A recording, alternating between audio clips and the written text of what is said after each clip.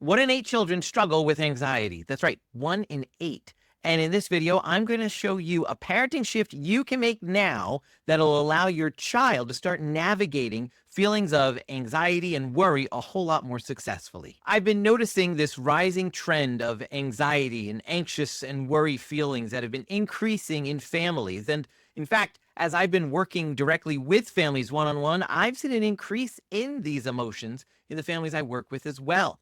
That's why I began investigating this area of worry and anxiety a whole lot more and uncovering some specific heart tools that we can use to help children navigate these feelings a whole lot more successfully. And it starts with us parents making a parenting shift. When our children start describing their worries to us or their anxious feelings to us, we often as parents get caught off guard and we don't know what to do. And we're caught in this place of wanting to help our kid and be there and support them and hear their feelings and help them understand everything's going to be okay. And at the same time, we're worried that they're going to struggle with anxiety. If we affirm this too much, we're just going to send them over the edge and they're never going to be able to get over anything. And we're caught and we don't know what to do.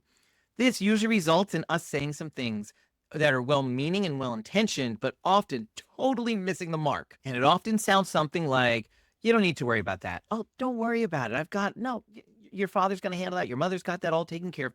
Don't worry about that. We're hoping to help the child see everything's fine, so you shouldn't be worrying about it. When that doesn't work, sometimes, unfortunately, we go a step further. We start saying things like, you're being dramatic. This is all in your head. You need to get over this, man. Snap out of it. Sometimes we start adding emotion to it too that isn't helping the situation. We are so trying to help our kid, but boy, we're actually having some emotional responses too. And there's probably a panic button somewhere in our head that we're tapping right now because we are just not helping the situation. But the truth is, that's exactly what you're trying to do. You're trying to help the situation, but you're doing it all wrong. And your kid's feeling distance. You see, when we say things like, don't worry about it, or anything stronger than that, we're dismissing that worry. And what we're trying to do is not that. What we're trying to do is we're trying to let a kid know, like, hey, we got this handled. There's nothing to worry about. I can see this is going to be fine. But in fact, what the kid's hearing in their heart is usually, mom and dad aren't worried about this. That means I need to worry more about it to make up for the fact that they're not picking up on how big of a deal this thing is. And it turns into exactly what we're trying to avoid. So what should we do instead? We need to do what Jesus does with us. Think about ourselves. When we struggle with feeling anxious or worried about something in our lives, and we start praying and talking to Jesus about our worries, he doesn't say what we're saying to our kids. He doesn't say, don't worry about it. He doesn't say, I've got this. You shouldn't be worried about it. He doesn't say, look at me. I'm the living God living in your life. Calm down. Snap out of it. You've been a Christian X number of years. You should be over this by now. He doesn't say anything like that. Instead, he says, tell me about it. Let me hear what you have to say. That's where Jesus starts with us. And that's where we want to start with our kids. We want to connect with our child. We want to get on their level and say, tell me more. Oh, that sounds really difficult. Tell me more. What's worrying you?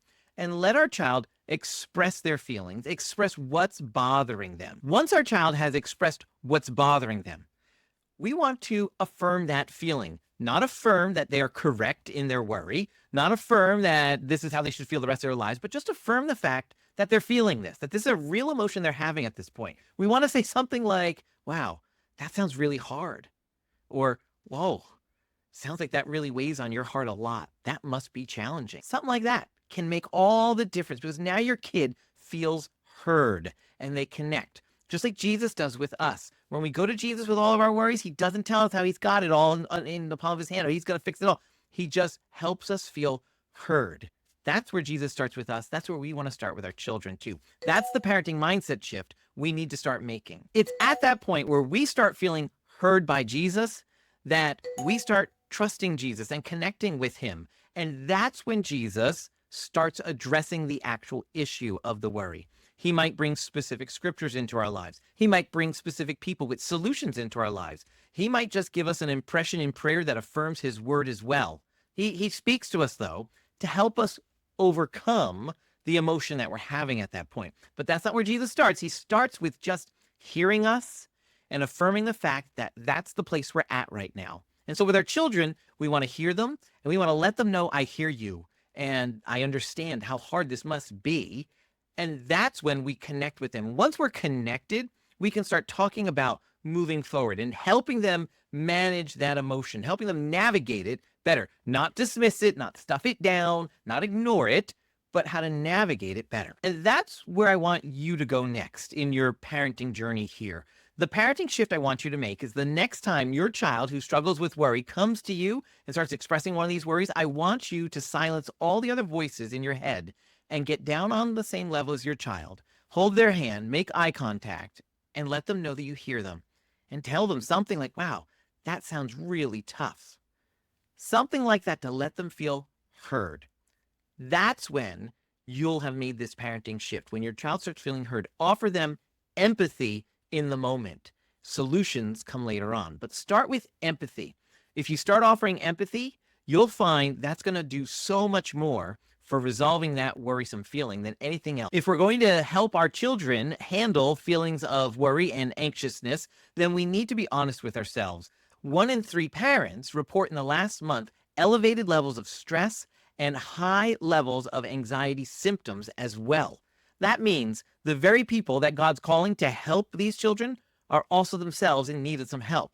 Now, that doesn't disqualify us from being that help. It just means we have a bit of a challenge because we have to go on this journey as well. We have to figure out how can we help ourselves deal with our own anxieties and worries and anxious feelings, and how can we help our child come along on the journey with us.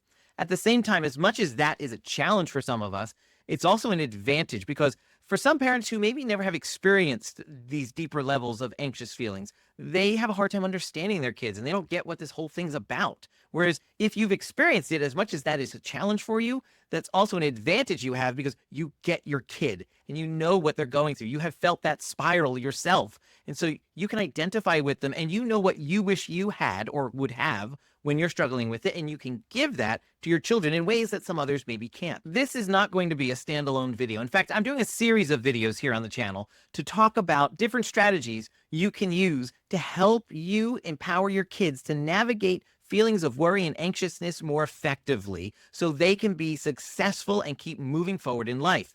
And a lot of those strategies you're going to find, if you struggle with this too, can work for you too, because these are not baby strategies for little kids. These are strategies for the heart. And guess what? We all have hearts that Jesus wants to speak to and change to be more like him. So these strategies can even help you as well. And I'll put links to those all in the description down below. I'll put them on the end card for another video that you want, but it's not out yet. In the meantime, I'm going to put a link to the interview I did with Laura Kuhn. She's a licensed clinical social worker, highly experienced working with children and families all around this issue. And she's also an author of this book right here, More Than a Conqueror.